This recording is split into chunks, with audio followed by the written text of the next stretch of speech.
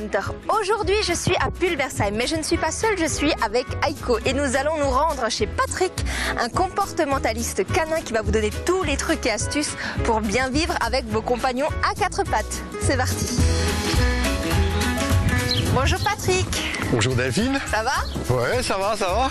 Ah bah c'est bien, vous avez amené votre toutou? Je suis pas venue toute seule, ouais. Lui aussi, je vais lui dire bonjour. Bah ouais. Voilà. Alors, on va donc faire les présentations.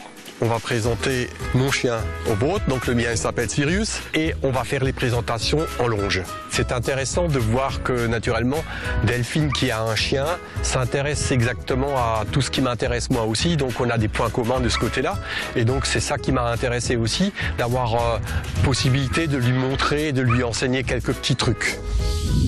Doucement. Voilà. Aiko. Les deux bougent la queue dans le sens, ça balaye un peu horizontalement, donc c'est bon. Il y a des phéromones qui sont en train de partir, Ouais. donc la queue ventile un peu ces phéromones et signale donc l'état psychologique dans lequel se trouve le chien. Et à quel moment on peut dire on lâche le chien? Là on peut déjà. C'est déjà réglé quoi. Ouais, je crois que là c'est bon, les choses sont bien passées. Alors là, voilà. ça c'est intéressant. Donc ça c'est le... Ça c'est de la tout à fait dominance pure et dure. dominance pure et dure, et ce n'est pas sexuel, c'est uniquement dominance. Moi je te domine, et puis l'autre effectivement il est relativement soumis, il se laisse faire. Oui. Hein. Là on voit d'ailleurs c'est carrément appel de jeu, je me soumets. Hein, et Ouais. d'ailleurs là, maintenant ça va avoir les 5 minutes de bonheur absolu là où on se défoule à fond. Hein. Souvent il y a des gens qui me disent oh purée, quelquefois ils pètent les plombs. Oui. Ben, c'est tout simplement normal, c'est-à-dire qu'il faut le laisser faire parce que là il libère tout ce qu'il n'a pas pu exprimer parce qu'il n'y a pas eu assez de divertissement, et le chien à un moment donné c'est un peu comme une cocotte minute, hein, il faut que ça sorte.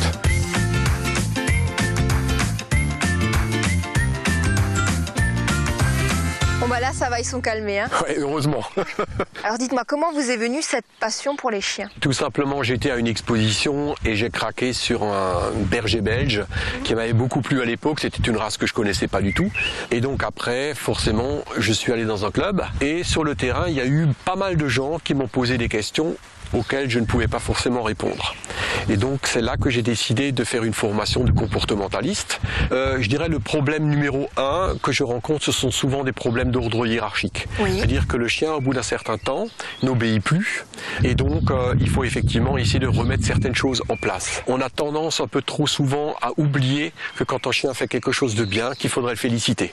Donc il faut savoir, si on veut le féliciter, il faut le cruncher, on va dire, au niveau de du poitrail, hein, pas sur le dos non plus, parce que tout ce qui vient d'en haut est un geste de dominance. Donc, quand on caresse un chien sur la tête, c'est pas du tout une félicitation pour lui, c'est tout simplement un geste de dominance qu'on exerce sur lui. Finalement, celui qu'il faut éduquer en premier, Oui. c'est le maître, hein, et non pas le chien. Et je pense que maintenant, ce serait peut-être le moment d'aller sur un terrain et on va faire un peu d'agility. Avec plaisir. On y va? Voilà. Allez. Allez le toutou, on y va.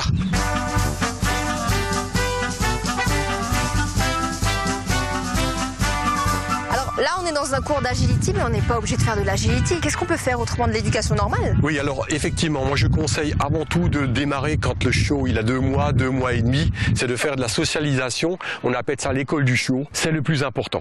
Après, c'est à chacun de voir ce qu'il veut faire avec son chien. Oui. Il faut savoir que tout chien doit être adapté à la vie de son maître. Donc Oui. si le maître il n'est pas sportif, casanier, c'est pas la peine de prendre un bourre-d'air par exemple. Hein. C'est-à-dire qu'il faut lui donner un emploi à son chien. Il ne faut pas oublier que la plupart des chiens sont des chiens de travail et qu'ils ont envie de travailler. Donc maintenant, on va faire la chose suivante. Vous allez vous mettre ici. Donc vous allez demander au chien de faire un assis. Assis, Aiko, assis. Voilà. Est-ce qu'il reste? Oui, D'accord. normalement. Et vous allez partir tranquillement. restes. Moi, je vais rester à côté de lui. Aiko! Coucou! C'est bien! Assis. Bravo! C'est Ben bien. voilà. Alors, ça va? Comme quoi, ça marche. Ah, Hein? super! Voilà. Merci beaucoup Patrick pour tous ces conseils. Oui, ça m'a fait plaisir. C'était super sympa. Et si comme Patrick voulait me faire partager votre passion, n'hésitez pas à m'écrire, je viendrai peut-être chez vous. Morotskiet et à bientôt. À mi-longueur. Chut, tais-toi. Tais-toi. Vas-y Aiko.